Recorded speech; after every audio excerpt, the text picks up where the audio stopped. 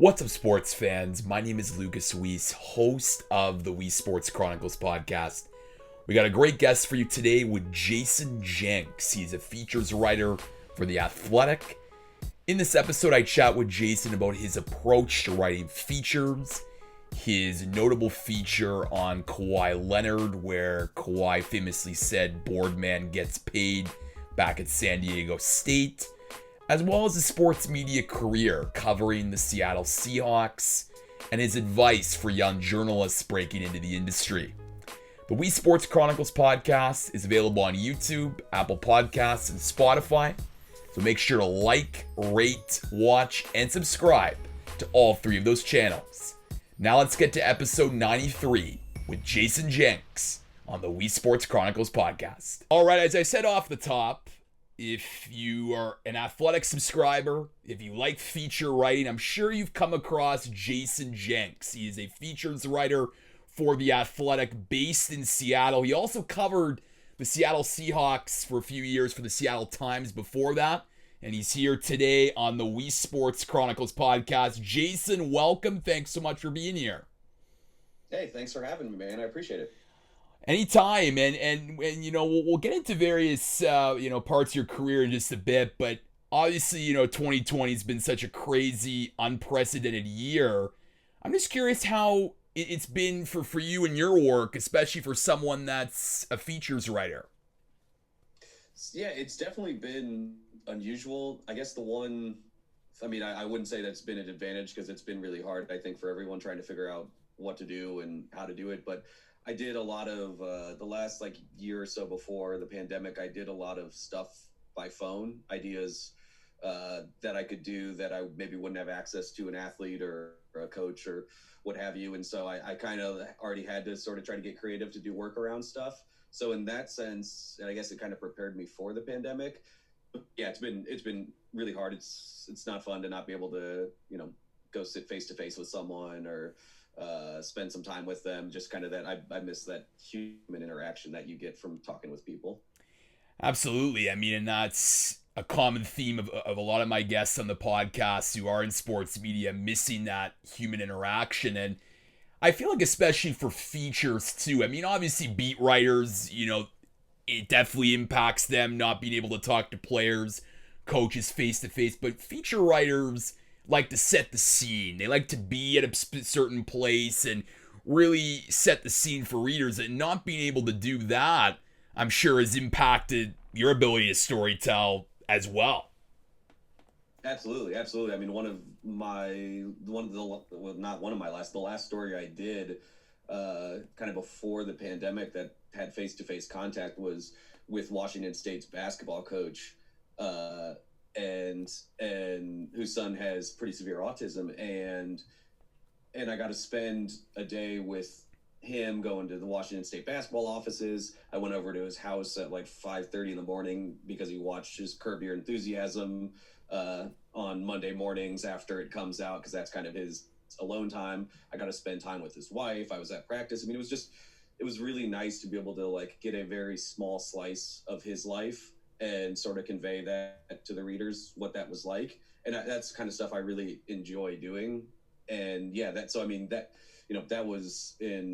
was right when the pandemic was just starting to make real big headline news. I mean, Seattle obviously was one of the first places to kind of be hit. And I remember I was over there when, someone was first reported having it and being like, okay, that's I don't really know what to make of this. We've never been through something like this before.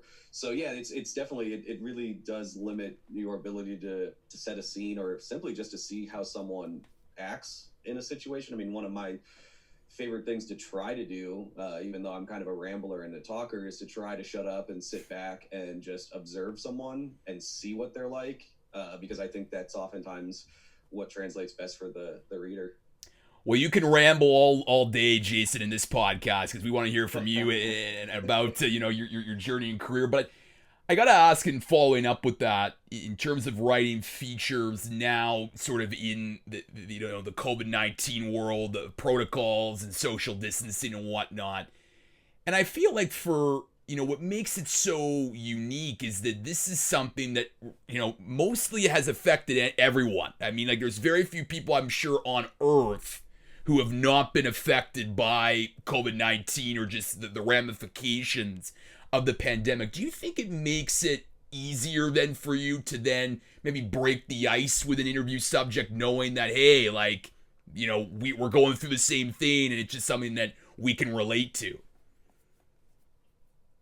I actually, to be honest, think it makes it a little bit harder for bigger features, I guess, because you don't have that ability to, like, I mean, you and I are talking right now over video and that's better than nothing, but there's just like, it'd be totally different if we were able to, for instance, like sit down over coffee or beer or whatever and talk. And so like not having that ability to do that in person, I think is really, really hard. I mean, the type of stuff that I really enjoy doing oftentimes involves getting someone to kind of trust you, which oftentimes involves explaining to them really what you want to try to do with the story, why it interests you. And I think those are things that you can do on the phone, of course, but I just think there's a whole different level of connection when you're able to kind of like, someone's able to see who you are and hear your voice and see your face, and you're able to do the same thing. So in that sense, it's been a lot harder, and it's definitely like limited what I've been able to do. But like I said, I think you just have to try to kind of get creative and make the best with what we have, which is what all of us are trying to do right now, I guess. No, absolutely. I mean, look, I wish I was in a studio right now that was soundproof and, sitting across from you face to face, because as much as these conversations can provide a lot of good information, I think, having that human-to-human interaction is important, because it's still a barrier. I mean, I'm still speaking to a webcam, a screen. It's not like I'm speaking to someone face to face. But what would you say has been one of the ways that you've been able to be creative, and how have you been able to sort of adjust to, a lot of these barriers that the COVID-19 has presented us? It's been really hard. Like, I'm not going to lie. It's not something I feel like I've done a particularly great job at. I think it's, it's been challenging sometimes to feel like, what am I doing? Like, is this really worth doing? Or just to kind of like feel, I think, down about the whole thing, like probably a lot of people have in their day-to-day lives.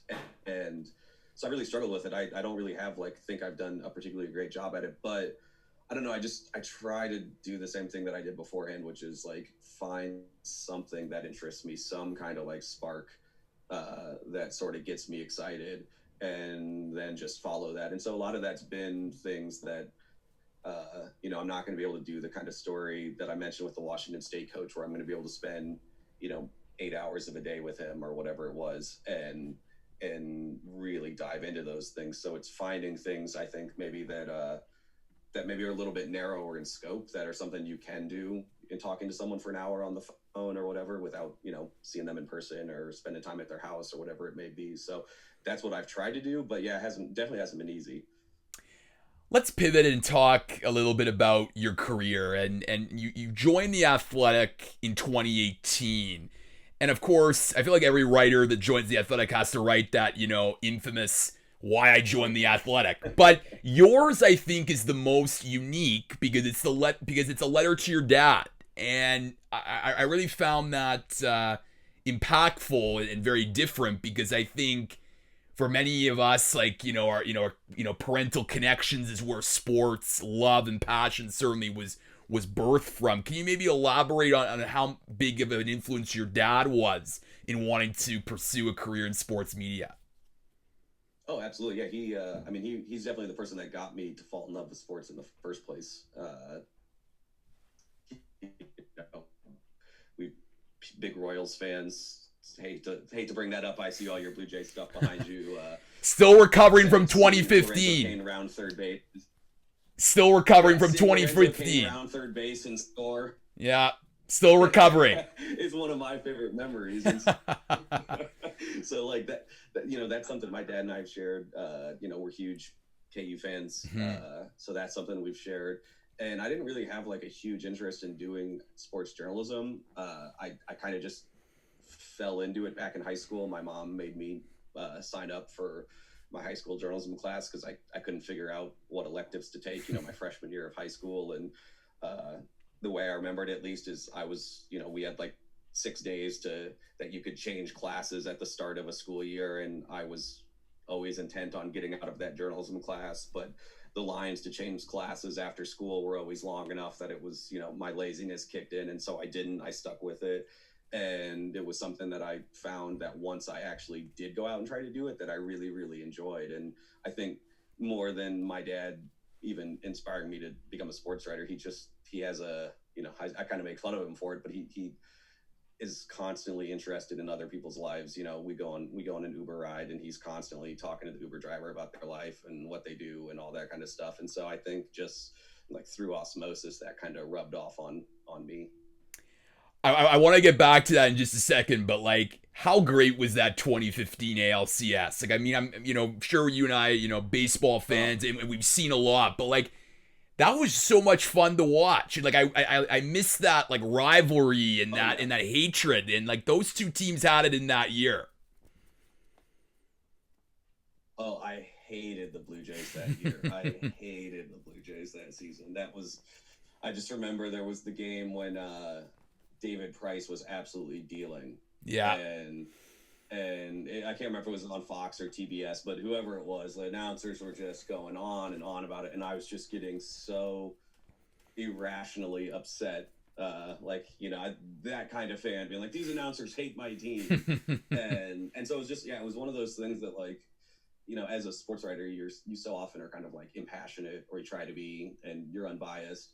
But, it's really fun every once in a while to be reminded how crazy, exciting, and frustrating and irrational it is to be a sports fan again. Yep. And that 2015 run was my time to just be like a crazy, belligerent sports fan. And it was awesome. And I really do miss playoff baseball. Yeah, no kidding. And like, I mean, like it was so fun. I mean, for us here, I mean, the Blue Jays hadn't been to the playoffs in so long. And for me, like, that was my first experience with a Blue Jays playoff run, and we had the bat flip game, and it was this contrast of styles. Like, you had the big home running Blue Jays team with the powerful offense against the small ball Royals. Small ball won that year, but then baseball has like sort of gone the way what the Blue Jays were, all home run or strikeouts. So it's just interesting to look back on. I just think it was a really fantastic series. And Andy McCullough, who worked at the Kansas City Star, now the Athletic, he said to me on this podcast, like, that was one of his most favorite series he's ever covered, and it truly was. It truly was incredible, even to the final Game 6 at Kauffman Stadium, which I'm still recovering over. Yeah, I that's like one of those games. I was in San Diego at the time when that game was happening, and there was that massive rain delay, which was like a huge question of whether Wade Davis would ever be able to come back. And I had dinner reservations for, like, I thought plenty late that night, and we couldn't cancel them, and so I'm at the restaurant watching the game on my phone as like we're in this dark restaurant or whatever. It's just kind of one of those things I'll probably never forget. I want to go back to you and your dad, because I think you mentioned something that really is impactful, and of course in that why you joined the Athletic article about your dad in an Uber drive, in an Uber, asking the Uber driver about his life. And I just think that's what makes sports so special and so impactful, and it's great that you mentioned that, because I think those conversations, that's the icebreaker, right? I mean, like, we could disagree and, have those, banter conversations, or disagree about like real life things like politics and whatnot. But like, when you're first meeting someone, like, that's sort of the first thing you go to is sports and their experience with sports. And I think that, and certainly with your relationship with your dad, it's just so important to keep telling those stories and asking. And it certainly feels like, from your experience, like, asking those questions and having that natural curiosity certainly put you on that path to where you are today. Yeah, I mean, I think that, like, that's probably the number one thing that I always try to, like, impress on anyone who asks, my lousy opinion for, sports writing advice or career advice, is just simply to find what your natural curiosities are, the things that interest and inspire you, and then just follow them. And so for me, it's been like two-part for me. One, I love history, and I love learning about why people are the way they are. And so those are kind of like the two things that I sort of come back to again and again in stories, and really try to pursue, because those are the things that that get me excited. And so, for some people it's analytics deep dives, for some people it's breaking news, and there's no right or wrong to any of those things. But I just think having that natural curiosity is going to lead you to finding the kind of stuff that other people are going to relate to.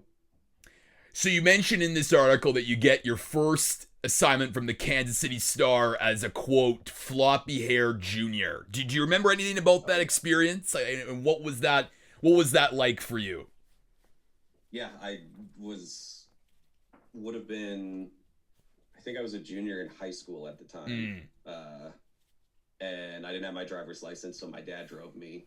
I was embarrassed. I had him drop me off kind of far away from the stadium so I could, walk in on my own or whatever. But it was, and they didn't have me write for the actual paper. It was, it's kind of like a test run because, I screwed up and I didn't file my story in time. They didn't want to be screwed trying to get this in. So so I ended up writing the story for the website that night, and it was incredibly thrilling and frustrating. And those are still even looking back, I've written, not so much anymore, but I've written a lot of stories on deadline, and there is nothing more stressful than covering a high school game on deadline when you don't have internet and you're trying to find a McDonald's or an IHOP or something to be able to send your story in the right amount of time and add up the stats and do all this kind of stuff. And I just remember feeling so invigorated by that. And when you finished your story and you sent it in, it felt so awesome. And I remember not that first time, but maybe the second or third time, they ran 3 inches of my story in the paper, seeing my name in there and my words in there was just something that I'll never kind of forget that feeling of how exciting that was.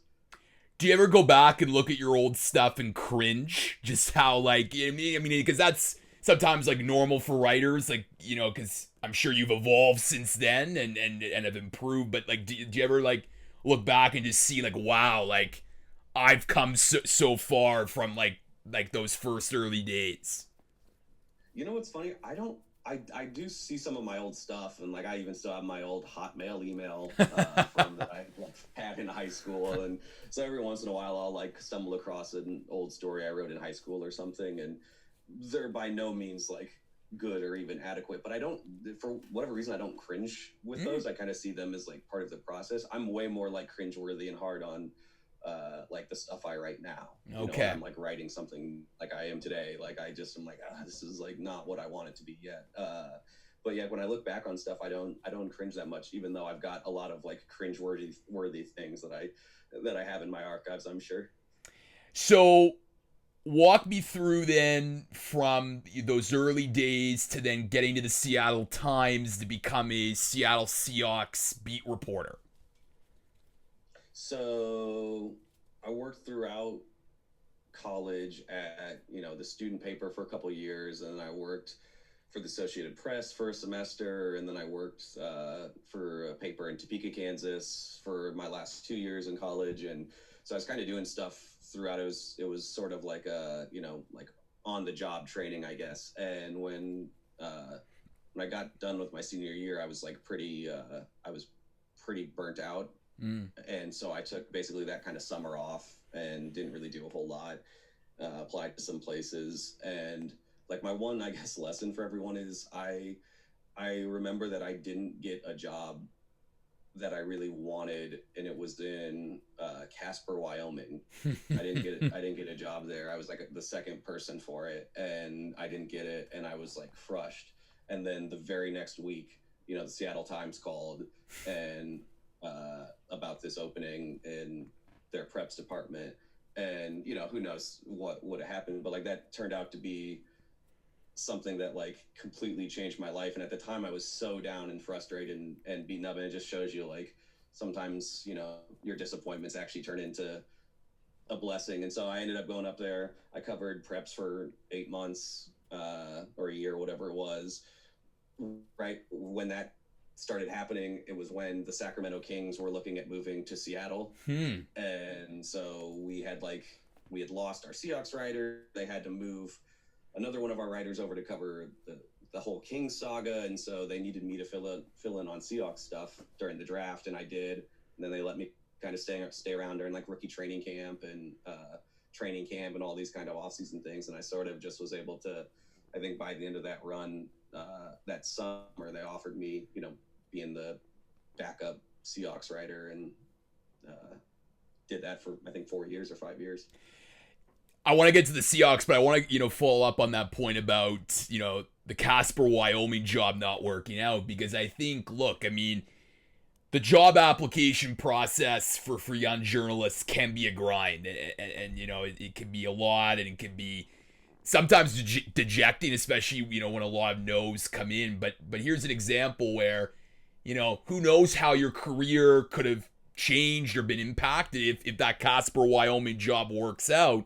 But then, this better opportunity comes available with the Seattle Times, a nationally recognized paper. So I guess it's just the lesson there is just, one door closes, another door opens. I know it's cliche and writers don't like to use cliches, but it really is, in your case, how it certainly changed your whole career trajectory.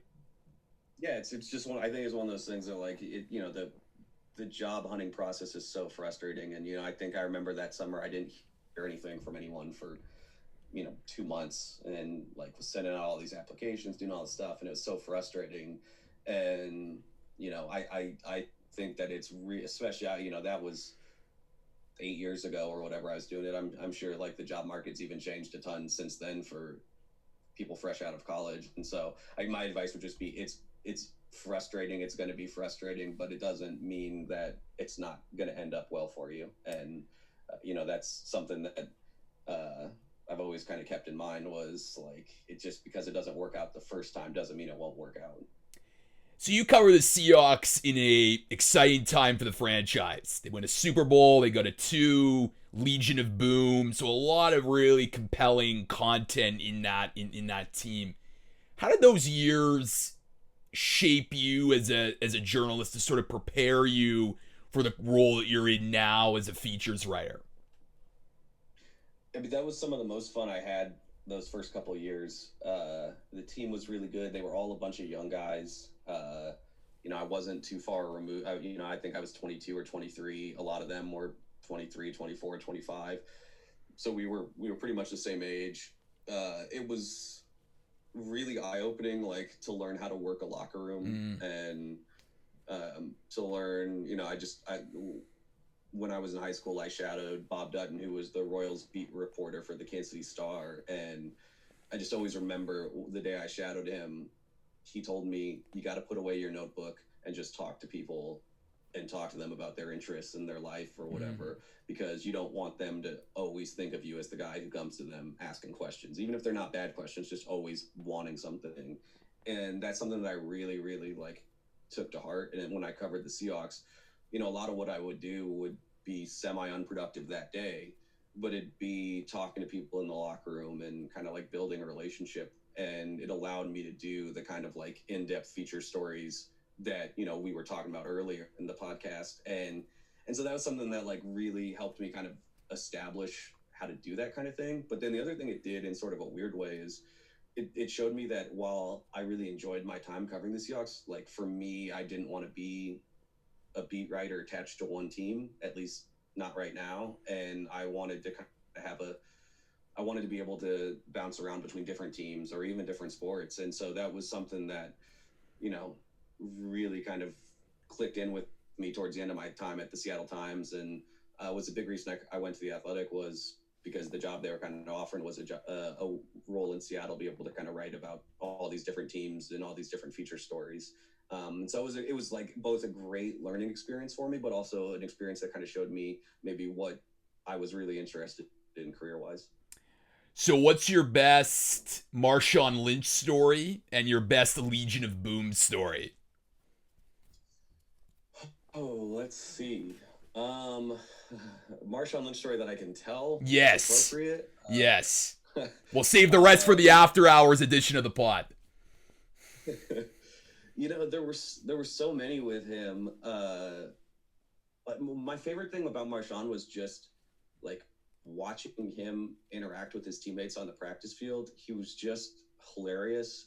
Like I've written about this a little bit before, but like my favorite thing was like he was the kind of guy that like he would give his keys to his Lamborghini like to his younger teammates to like go do stuff. And like that's just kind of like who Marshawn was. He was probably the most popular teammate I ever was around. I mean, as much as like his career in Seattle kind of ended in drama, I never heard anyone say anything bad about him on the record, off the record, whatever. And that was not always the case by any means.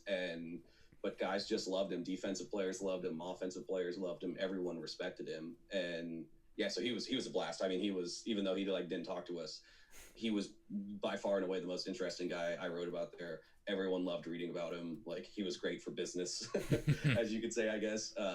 My favorite Legion of Boom story,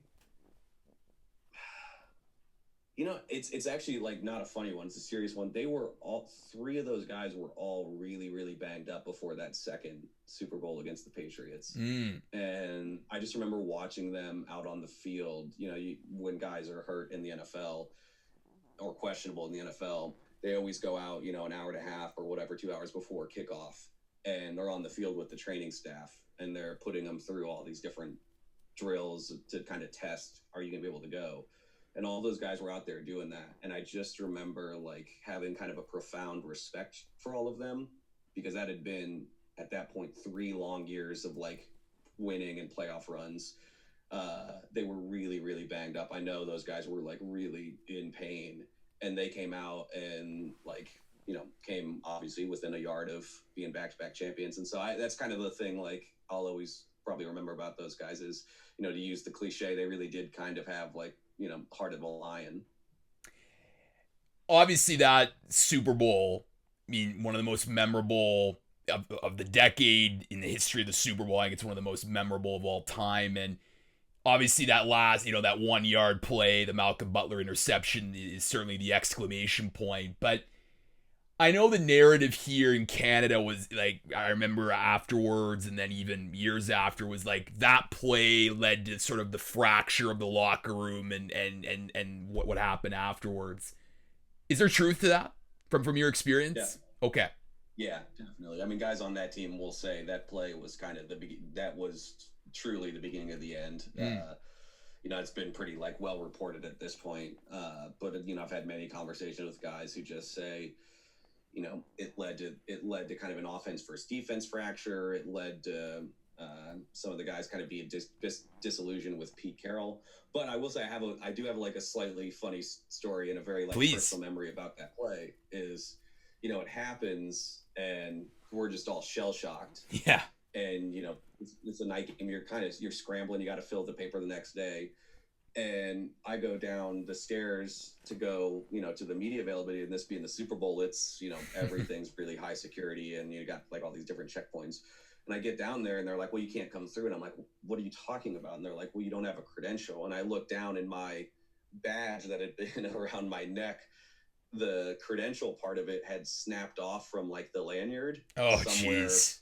So, yeah. So I like they wouldn't let me in. I had to like try to find people to like let me like into this room. It was like a huge, and I actually couldn't even go into the locker room. Like they ended up letting me through to like the main podium room, but they were like, you can't leave here because we like cleared you through here, but you don't have a credential to go in the lot.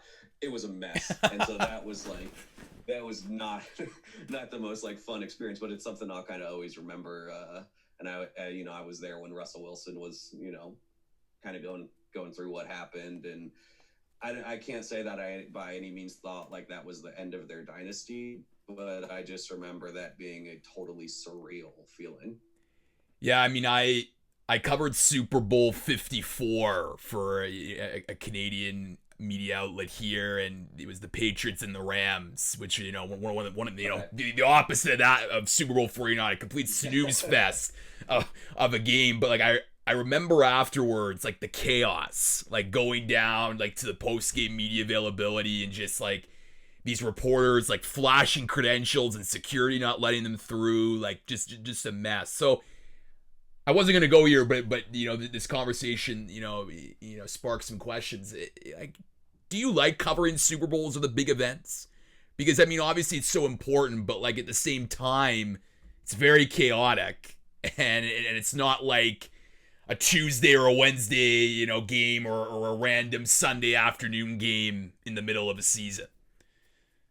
So, like professionally, not really, because it's really hard to you know, get unique interviews or access, or I mean, it's just kind of like a nightmare from trying to do unique stuff. Personally, yes, they're like a blast to cover. You're like, Yeah. and it's actually like it's one of my those are some of my favorite things to cover because you're with all your colleagues and your coworkers and your friends. You work really hard during the day, but then at night you go out and you have dinner and you have a few beers and like you're just kind of having it's really like it's the glamorous part of this like job. And so those two Super Bowls I covered are some of my favorite memories of kind of being in New York and Phoenix for a whole week with my Seattle Times coworkers. And we went and sang karaoke one night. We did, they had the big Super Bowl parties for the media that are really fun. And it's a really unique experience. It's one of those times where you really do just get to kind of appreciate and be grateful for having such a cool job. So you go to the Athletic in 2018. You're now a features writer.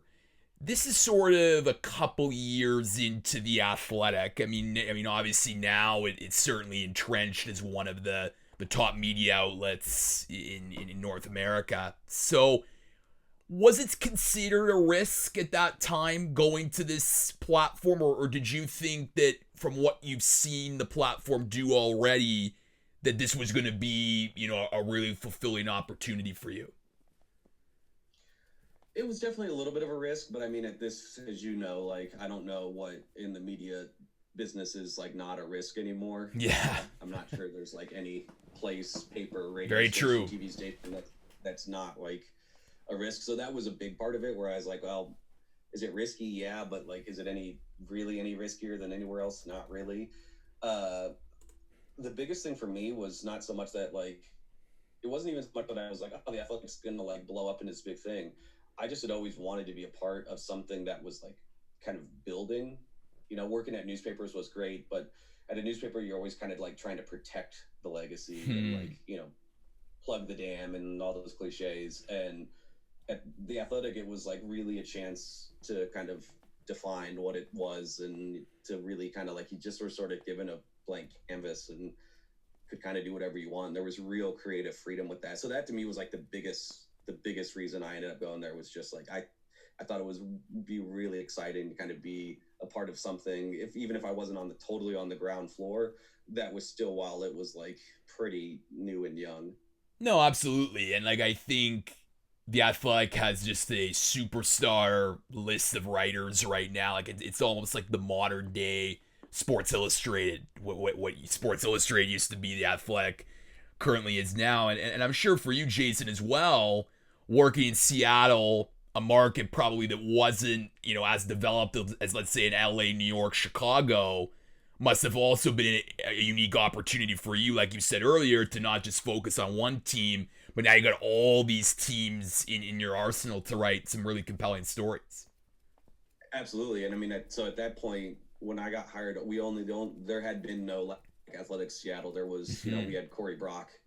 He'd been hired right before that baseball season in 2018 to cover the Mariners, but that was it. There was no like Seattle editor. There were no other writers. So at the time, it was just kind of like starting something sort of brand new. And really, at that time, the Athletic was really big into like cities as their own kind of hubs and all that kind of stuff. But that was a big thing for me, was having, as you mentioned, like the ability to kind of bounce between all these different teams and different players. It just is like even more than just the kind of creative freedom. It's just like beat writers are awesome at being able to go into a locker room every day and mine for stuff.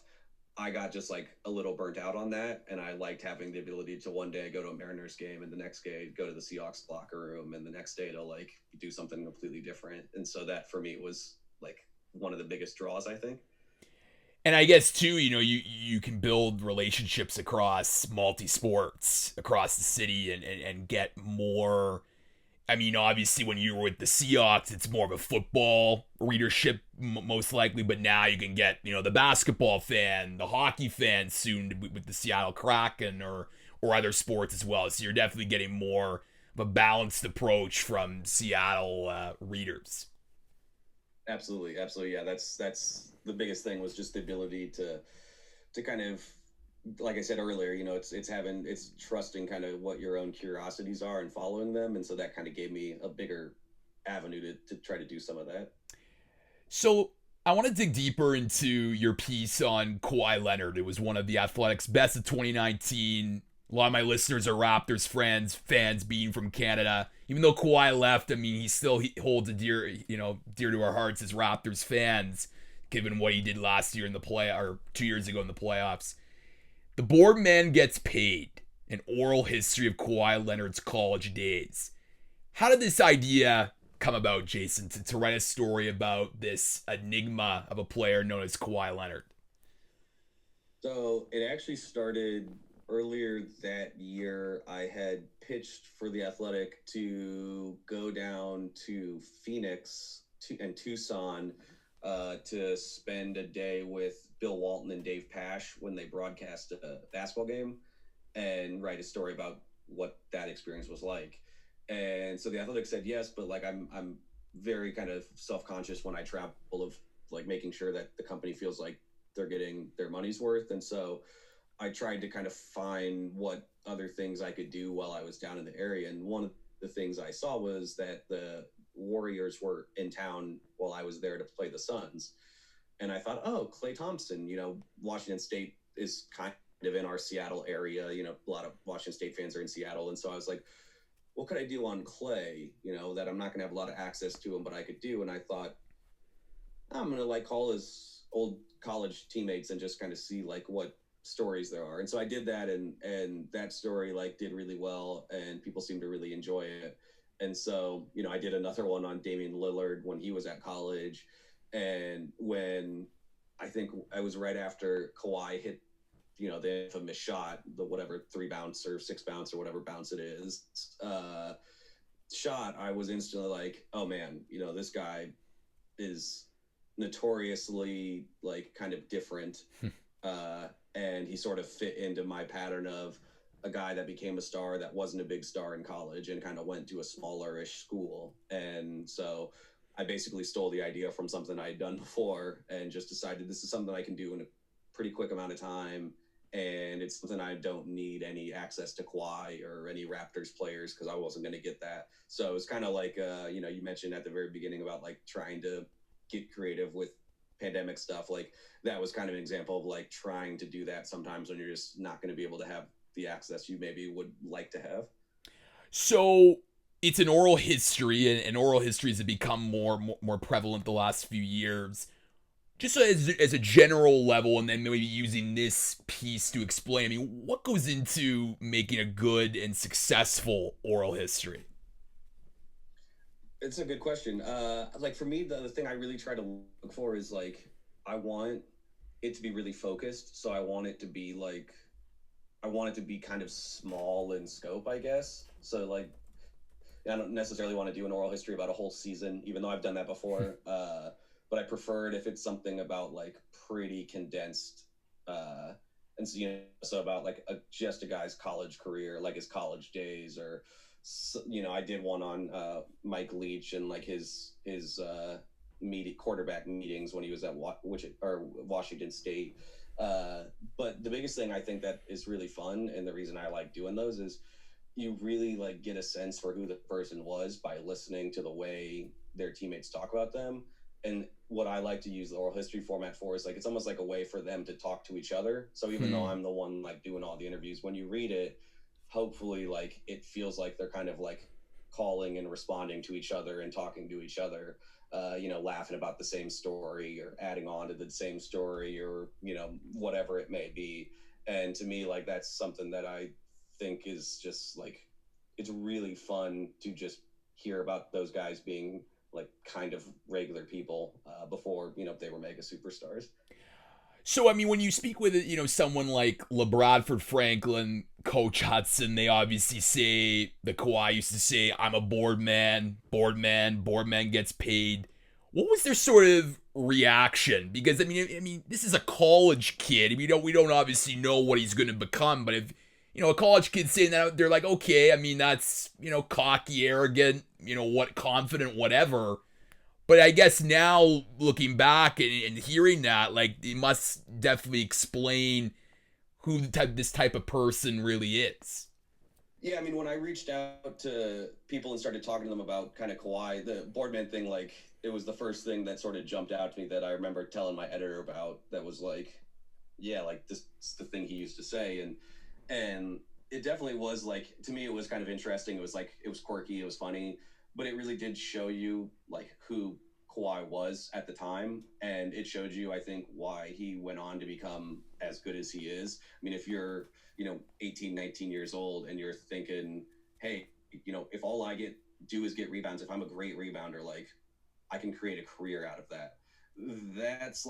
That's a kind of unique mentality that's just different. It's simply different. And so, it's part of the reason I kind of love doing those oral histories is like it's not only a look at their personality and some of the fun stuff, and those things are like always what people really latch onto, but kind of beyond that, you really get a sense for like this idea that greatness is kind of like built in anonymous situations in the dark when no one is really looking. And I think the idea that these guys were always had that in them, I think is really interesting. And the other thing is like I remember like someone had said the Boardman thing like in one of my earlier interviews, and I had done like 10 or 11 by the end of this, and I was kind of like, all right, I'm kind of done. I've done enough. And there was one more guy. It was an assistant coach whose name I'm blanking on, but he's in the story. And I was like, gosh, fine. I'll call him. I'll do one more. And he's the one I think in the story who says like, oh yeah, he always used to say that I'm the board man. The board man gets paid. I'm the board man. And it was like one of those small reminders that it's always worth making the extra call. It's always worth like doing the little extra effort, whatever, almost always pays off.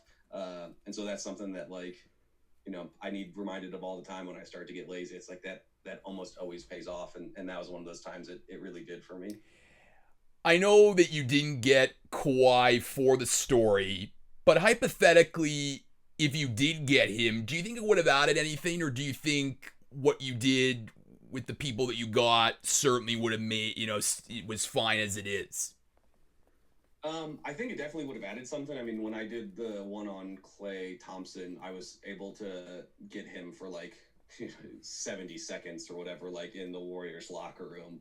But like he added like these one-liners to these stories that I heard that were almost kind of like punchlines. And so that was like, because it was Klay, it was really funny. Kawhi would have been a little bit different than that, I think. I think he probably would have been a little maybe a little weirder, I guess, or a little, his a little bit different. And I think that could have been like kind of interesting too. But the reason I like these things is like you just, it's great if you can get the person, but they work perfectly fine if you never get the person and you're just talking to these other people. So I would have liked to, but I didn't even try, because I knew there was like less than a 0% chance that I was going to be able to get on the phone with Kawhi Leonard during, the NBA finals.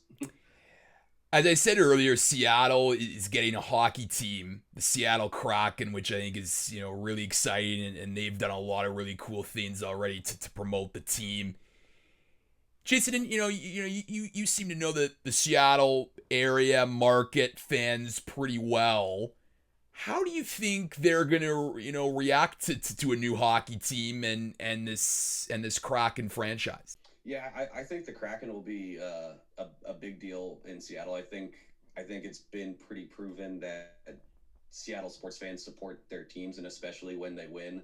You've seen it with the Sounders last year sold out CenturyLink Field or Lumen Field for MLS Cup. The Mariners in 2001 sold out almost every game that during their run. The Seahawks took over the whole city when they were really good.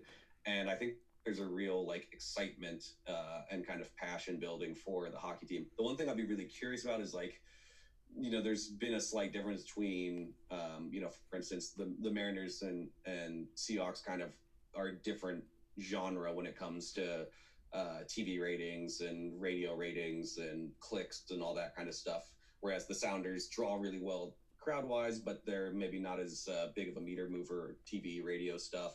So I'll be curious to see where the hockey team fits in, if it's something that people go to and support that way, but maybe don't watch as many games or, consume as much content or radio talk shows or whatever. That to me will be the big, most interesting thing, but it will definitely be a big draw here. And if the team's competitive at all in those first couple years, I think people will really, really get behind it. Last question for you, Jayson, and it's something that you alluded to earlier, which I found interesting, and that, of course, is, you talked about burnout as a journalist and then trying to find ideas this year in a very challenging year. And I feel like for young journalists getting into the industry, that they're often given, this rose-colored picture of what it's like. You're going to cover great athletes, you're going to cover teams, but don't necessarily get an accurate depiction of how it can be sometimes a strain and a toll on you personally, mentally, etc. I'm just curious if you have any, advice for young journalists looking to break into the industry to try and, I guess, try to avoid the burnout, but if it does happen, like just, trying to push through and find ideas to write about when sometimes it's hard to in a challenging year. I think it goes back to kind of what we talked about earlier with like curiosity and your own interest. I think if you're doing something that just naturally interests you, I think there are times it's going to be frustrating and it's going to suck and it's, all those kind of things. But at the end of the day, you'll always find your way back to feeling good and passionate about it. I think where it gets hard for people is when you're doing something that you don't really feel passionate about or that doesn't totally interest you, and then it becomes truly like a grind, and you're, most people don't make a ton of money in the field and all that kind of stuff. All the cliches are pretty much true. So again, the thing I just would always tell younger journalists and try to stress is find what you're passionate about. It might be radio, it might be podcasting, it might be investigative journalism, it might be feature writing, it might be data analytics type stuff, like whatever it may be. And I think the thing that I think is kind of cool is like there are so many different writers that have different interests there. I love reading Down Goes Brown, even though I'm like not really a huge hockey fan or whatever, but like, I love what Sean does, and I think he's super creative, and I think he's found what excites him, and you can feel what I like reading about him, even though I don't have a deep hockey history and I don't know a ton about like the players or whatever, is I can just feel his passion kind of coming through in what he does. He just loves hockey and he loves talking about it and he loves writing about it. And so, that's one example of many, but I think if you're able to find that thing that kind of scratches that itch for you, it will keep you from falling into kind of all the bad traps that sometimes happen with people.